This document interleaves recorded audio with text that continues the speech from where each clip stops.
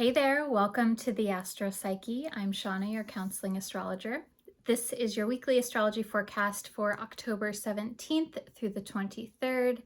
And this week we have some activity that's involving Pluto and Scorpio, and we're essentially moving into eclipse season this week.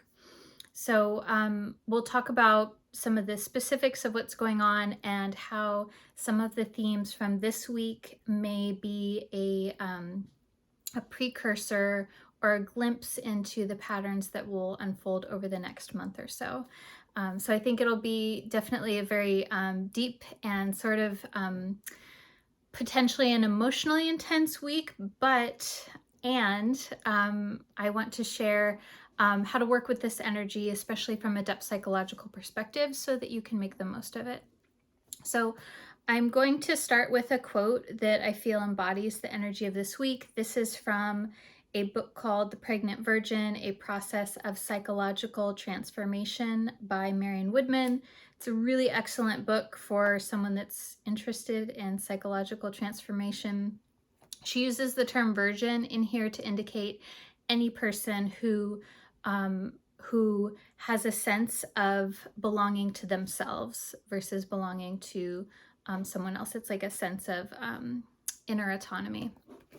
So she says, relationship, as I understand it, has to do with the exquisitely tuned harmonics between two people who are attempting to become conscious of their personal psychology. The mystery of each individual is holy, and the mystery which brings each into relationship with the other is tenuous, invisible, and sacred. And so this to me is so perfect because this week one of the main themes that we have is we have the Sun and Venus making a square to Pluto. And so this brings up a lot of themes around our relationship dynamics, our attachment styles, our sense of self in relationship, who we show up in relationship, and how we show up in a variety of different ways depending on the relational context, and themes with that around power and control, anxiety, where we have feelings of guilt or shame that may be, that we may not even realize when it comes to relationship, or when it comes to identifying our needs and our desires. And so this is with the Sun and Venus being in the sign of Libra. So Capricorn, Pluto has been in Capricorn for quite some time, so these signs are square to one another. And the Sun is our ego, our identity, our conscious self. It's the part of us that allows us to relate to one another because we have a sense of boundary and differentiation. The Sun is that part of you that claims who you are and what you're about and what you have to share.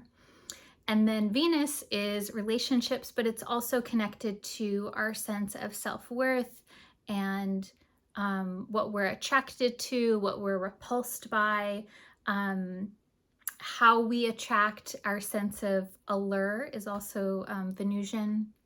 And so when these come into contact with Pluto, there is an intensification of this energy. There's an intensification to like really get into the root of what's going on with something, to deeply connect. And when we have especially Venus-Pluto like this, it can be a very intense desire to bond and connect very deeply and very quickly, which can be very beautiful and very healthy. And we need to make sure that there's a sense of safety and security, and that you feel a sense of safety in your relationships. The other piece of this is that the Sun and Venus are going to come together. They're going to conjunct this week. So this is also a really special transit where there's a sense of clarity that comes when the Sun conjuncts Venus. And the Sun and Venus are going to trine Mars. So there's a lot of energy here around your ego, your sense of self, and relationships, and connecting and attaching. And I think that there's a lot of potential for insight and gaining clarity on how you want to relate, and even clarity on your sense of self, and how you identify as a unique and beautiful individual. But then I would definitely watch out for situations where you feel a sense of, where you feel, how do I say? Because Pluto is about power and control. And so it can kind of work in two different, or a variety of different ways, but it can either be where you feel like you need to control a situation because maybe you feel a lack of control, or it feels like someone is trying to control you in a situation. And the best thing is to just bring awareness to this. We don't always need to make a change in the dynamic. Sometimes it's just a matter of noticing what's happening so that you can meet the dynamic differently. But I would just notice again, like Pluto is always a symbol of this need for control, going deep into something. And when you're in a position where you feel safety and security, that is going to help regulate, essentially is going to help regulate your system. The one thing that's happening that I think is really positive, that sort of balances this out, is we have Mercury, which is also in Libra, trine Saturn this week. And so this brings a stability of mind. Mercury is our mind, our communication, and then Saturn is about bringing in a sense of stability, security, and like really slowing things down. And this is in a trine, so it's in a helpful aspect. So it means that your communication can be very clear. Really take your time with thinking about how it is that you want to get your message across, or it can be where you're spending more time reflecting on how it is that you feel, and what your goals and plans are. That's also very Saturnian as well. So the last thing that I'll share with you that's happening this week is the Sun and Venus are moving into Scorpio. So we have this big theme around Sun and Venus making a lot of changes here, right? So this is very crucial, is that it's this emphasis around the self and relationship. And so this move from Libra into Scorpio also mirrors that Pluto kind of theme, because Scorpio is about depth, intensity.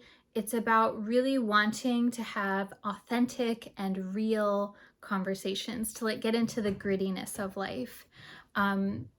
Scorpio is also about psychological reflection. And a part of why I chose this quote from this book is Scorpio is very associated with psychological transformation, or transformation in any kind of way. Scorpio is related to that symbolic death rebirth process, where there's something that decays and falls away, and then there's something new. There's new life and new growth that comes from that. So and that's a very intense process for most people, this psychological transformation. So this is really important, and I'm emphasizing this so much because we're also having eclipses in Scorpio and Taurus in the next month. And I'll talk more about those as the weeks go on. And I'll say that, what do I want to say about that? Eclipses are a time when there's change happening, and it can kind of feel like this faded kind of quality, where there's external changes in your life that can come out of nowhere, that can come in the form of an opportunity or an inspiration or a synchronicity. But it's usually things kind of like click into place so easily or synchronistically that it kind of has this like meant to be, or destined kind of quality to it. At an internal level, eclipse season can feel kind of like unstable, because it is this, symbolically, it is about change and transformation. And I think of it as sort of like, we're opening doors to other worlds. We're opening doors to other possibilities. And so when that happens, it is kind of like this, it's like the opposite of Saturn energy. Saturn energy is very consistent, very stable.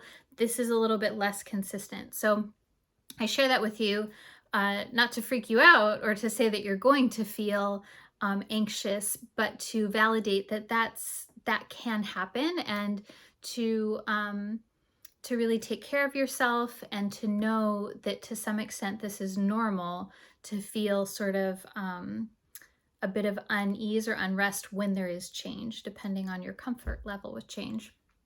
Now, the dates of these eclipses, just so that you know, so the first one is happening next week on October 25th.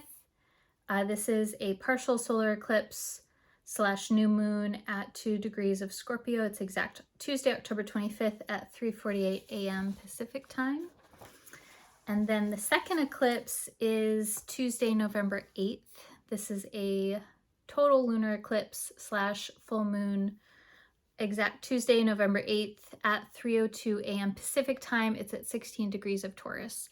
And so, again, I'll talk more about these later, but I want you to be thinking about these themes of Scorpio and Taurus are both very much about security and security, finances. What is it that we have? Where do we get our sense of stability and security from?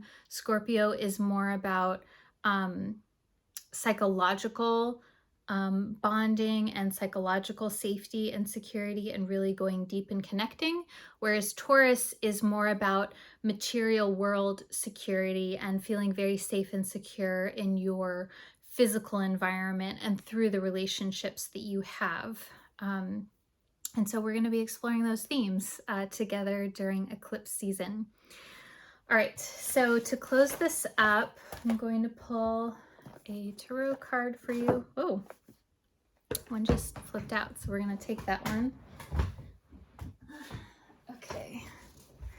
Oh, this is lovely. So this is from the Muse Tarot. I'll show you this card. So this is the Hermit. And what a beautiful card that is, right?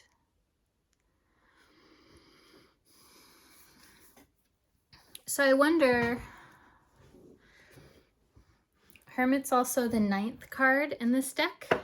And I wonder if you're familiar with the tarot, what comes up for you when you think of the Hermit, or even if you're not, that term, the Hermit, what comes up for you? I'm really struck in this card by the sun, with all the beams coming out, and that it's so close to the person's face, and then how it's very connected to the pathway. That feels very important.